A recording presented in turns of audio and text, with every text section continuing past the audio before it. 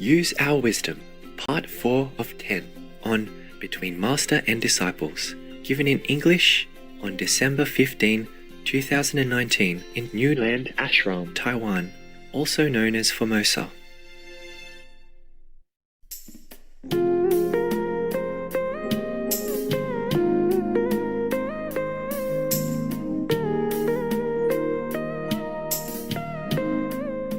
Oh, maybe she was a cat. No, she's like a cat. She climbs so fast. She's used to the wildlife, you know. She's street smart, so smart. Before, when we were in Thailand, we fenced everywhere, but we could never catch her. I hire everybody. Hire everybody. And then one time, luckily, we used the big basket that you use for leaves in the garden. And then one Korean guy looked like he had affinity with her. He came in, and just caught her like that. But 2 days later, she was gone again. Etc., etc. I don't talk about her. And last night, I was so tired looking for her. Everybody was looking. And to everybody else, I say, you go home, sleep. I wait for her. She will come back. I just don't know when. So she'll come back. They always come back. They know where. I'm just worried in between something, might happen. And that little skinny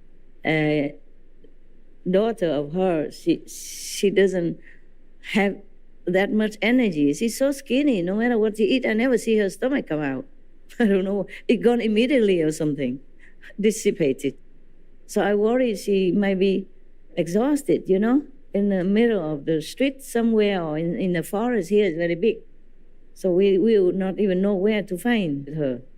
I'm worried about her. I'm not worried about the mother. She's too clever.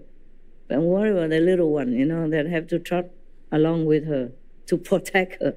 My God. I say, you protect her? Look at you, huh? Look at her, huh? She's so chubby and good. In fact, you don't eat much. And you're so skinny like this. How you protect her? Say, don't ever go out again. I say many times. She said, okay. And then she forgot. Dogs, they forget in 10 minutes. That's what they say. Just like I gave her something to eat. And then she came back again a while later. I said, I just gave you something. Remember? No? No? Yeah, maybe they pretend. Yeah. We have to really meditate well in order to help the world, to help others. Otherwise, we could not even cover our own expenses. You understand? The contamination of the world, our own karma, our relatives and friends' karma, the food we eat, karma, everything in this world costs us something, yeah. I have many people, you know that. And you would think I have a lot of hard people, hanging around me, ready to pick out my little pimple for me, scratching my back, yeah. No, I can't afford it, really. Because if I keep cleansing their karma every day, then I'm exhausted. I have no more time to do other things, yeah? When it's too close, I'm too sensitive nowadays, more than before. Before, I wasn't this sensitive. I immediately sense it, People bring different things. And another thing is that if somebody keeps helping me too long, they become attached and become more like possessive and begin this game of competition, jealousy stuff, and I hate all this. And even if I don't want to change people, I have to. I hate changing people because you have to retrain again and get used to the, different energy, different personality, different, habits and liking and not liking again and again, huh? Yeah. But whenever I smell this kind of possessiveness, competition, jealousy, I cannot bear. Then he or she has to go. Yeah, because the energy becomes conflicting, fractioning. It's no good for me. I'm too sensitive. Sometimes I bear it as long as I can.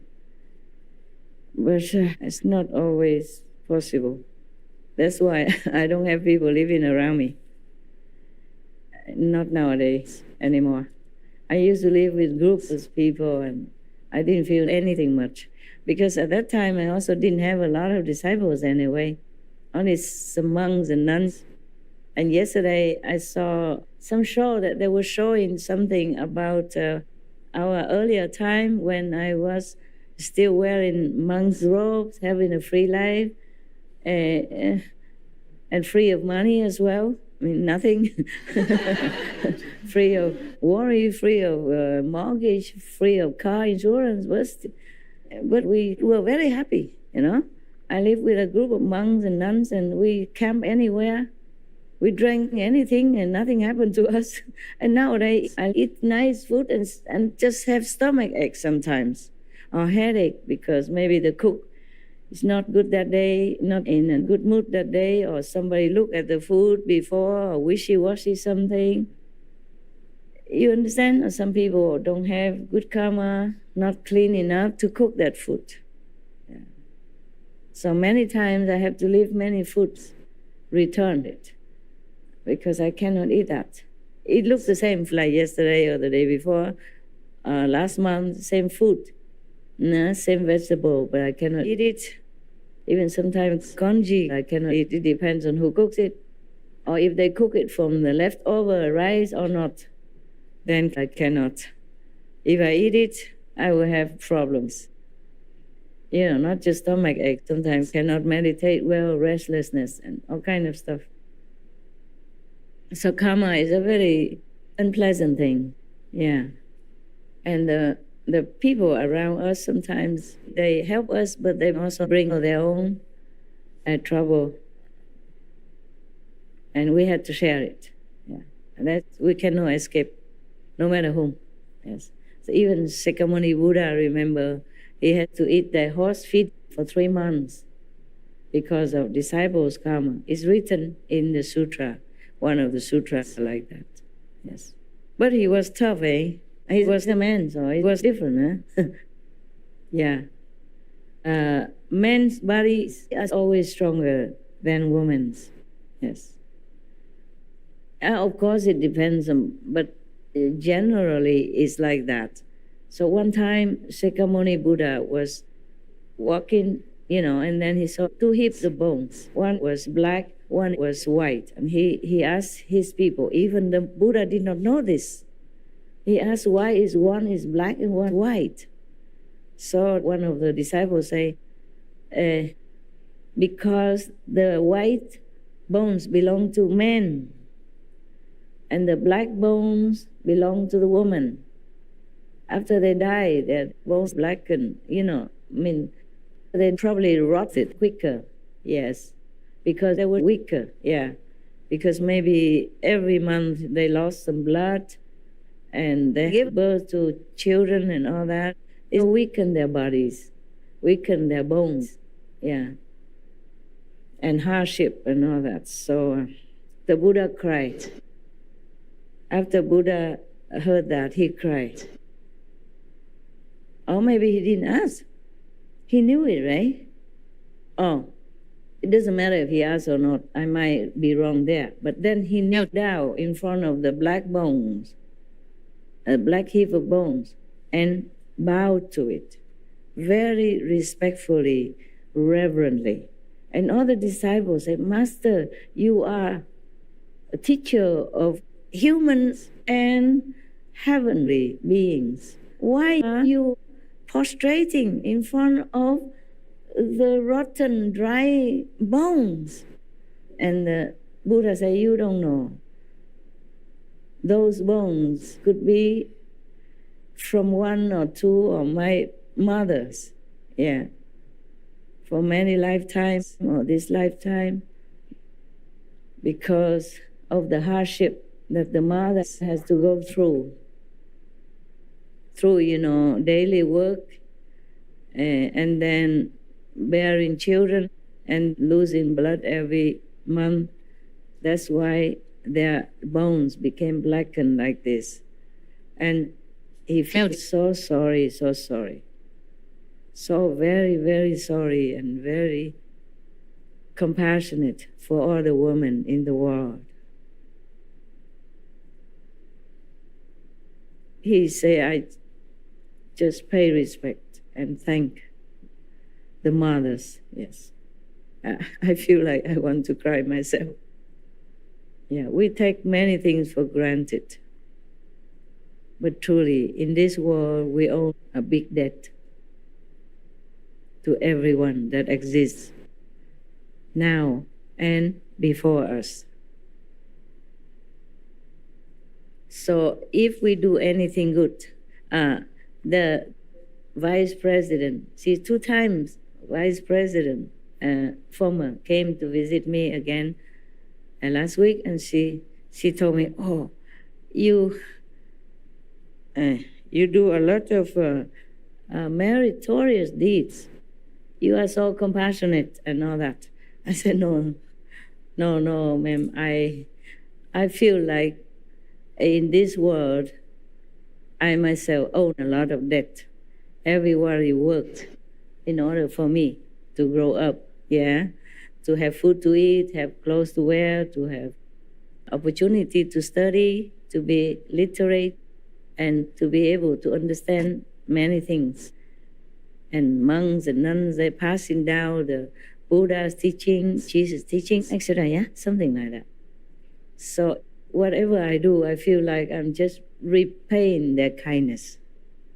And I feel like God has given me this opportunity to repay their kindness, to spread love, that's all. I never feel like I'm doing any favor for anybody. And you should feel the same. I suggest you should. Okay? Yes. We are the doctors, the nurses, so that we have a good birth. Yeah? And we want them to continue to survive with our measles, our chicken pox, or, or duck pox, whatever pox. Yeah? Yeah, if we had no doctors, no medicine, no nurses, we could not have survived until now. Yeah, not to talk about the food we eat, the shoes we wear, the clothes we dress, everything. Actually, the world is so kind to us, giving us so much, so much, so much. When I was young, I was maybe 20-something, no? I went back to Vietnam one time from England before the nation changed to different policy. I came out on time. Otherwise, I probably got stuck or maybe gone on the boat or something, or maybe end up in Philippines right now. Yeah. And then you might come and say, hello, what are you doing here? I said, I had no idea. Not to being a master or anything. And then when I was in Saigon, at that time, Saigon, and there was an old lady from somewhere. She came and asked me, could I help her, give her 100 dong, Vietnamese dollars, because the thief took everything from her already. And then I said, how much you need? She said she needed only the money to take the bus to go home. That's all she needed. So I gave her some, and then some extra if she needed some to eat. And she knelt down and bowed to me, and she was crying. I said, oh no, please don't do this, Mom. Stand up, please. If I am in need, somebody else would give me that. The same. So we just helping each other. Yeah? Yes. And maybe you have helped this world also. I was young, but so wise already. And not wise, but knowing some little things. I said, don't do this. No, it's just a little thing. I can afford it, and I'm happy that I can help you. Please just go home and take a rest. Yeah. And she was still crying. She said, I'm no beggar. She said, I'm no beggar, child. I'm not. I'm just stuck here, and I keep begging, and nobody gave me anything until now. That's why I'm so grateful that you gave me the whole sum even. So I don't have to stand here begging all day or until tomorrow or next day. You never know. If everybody just give a little penny or $10 and I don't know when I can go home. I'm no beggar, she say. I say, I know. She dressed well, yeah. So you never know. We can always get into a situation. And some people, just like I say in America, I saw some people who were homeless. They had a home yesterday. They had a fancy car the day before. They had house, they had television, they had everything, yeah? They had a beautiful girlfriend or boyfriend even. Then today, they just nobody. Everything can pass, you know, quickly, yeah. So today we are happy, tomorrow, if not, then it's okay. Then we know, c'est la vie, yeah? That's life. Frank Sinatra, he sang a very beautiful song. That's life. That's what all the people say. You went up in the sky and got down in May, something like that. But I won't let that get me down. I pick myself up, what? I pick myself. Every time I fall down, I pick myself up. And go back to begin again, something like that. A very, very nice song. I used to know how, I remember, but now I forgot. You make me forget everything. Everything except just reading you stories, bedtime, or even not bedtime. And never enough even. Yeah, mealtime, you don't want to go to eat. Yeah, bedtime, you don't want to go to sleep. Don't I know this somewhere? In my house. My dogs. Yeah, you're right. How you know everything? Ah, she knows everything. Yeah, they fight, you know. They fight with the assistant. The one take them to eat only. It's a meal time. And go out, you know, to do their small business. Oh, fighting. No. Oh, and then, whoa, the whole body was really fighting. And then go run under my legs to take refuge.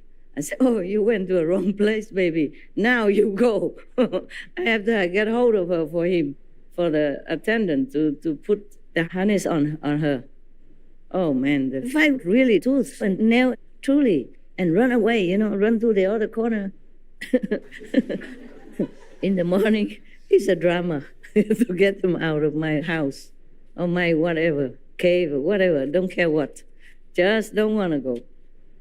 And then after they left, want to go out. Yeah. Ask me, take them out.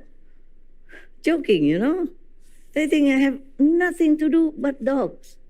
Nobody else but dogs. Nothing to do but take care of dogs. Gosh. And then talk like they understand me, everything. Oh, Master, you work very hard, day and night for everybody, for the animals. Yeah, thank you and all that. Yeah, but work for us, work for me, work for the dogs. It's better. Don't stress yourself. Take a walk with us. What for you reading all this stuff? It's so boring. Paperwork. Why? Take a walk with us. Fresh air, running, you know, climb trees or whatnot, yeah?